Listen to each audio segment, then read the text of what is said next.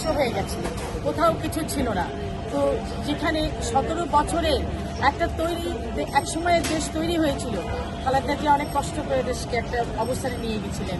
সেখান থেকে দেশকে আবার ফ্যাসিস্ট সরকার দেশটাকে আবার মাটির সাথে মিশে সবকিছুকে ধ্বংস করে, অর্থ টাকা পয়সা পাচার করে সবকিছু ধ্বংস করে দিয়েছিল। মানুষের জীবনের কথা ভাবে নাই, মানুষের তার প্রজন্মের কথা ভাবে নাই, দেশের কথা ভাবে নাই। বাংলাদেশ তো এই পৃথিবীর মানচিত্রে বাংলাদেশ একটি কান্ট্রি যেটা শস্য শ্যামল সংস্কারে ভরপুর এবং মানুষ সহজ সরল, যারা এতই সহজ সরল যে তারা দেশকে ভালোবাসে, দেশের নেতাকে ভালোবাসে।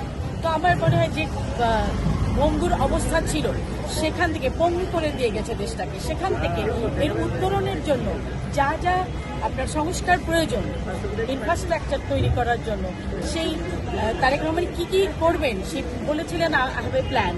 So plan was that yesterday ইশতেহার দিয়ে দিয়েছেন উনি। ইশতেহারে সব কিছু বলা আছে কিভাবে দেশের উন্নয়ন করা হবে।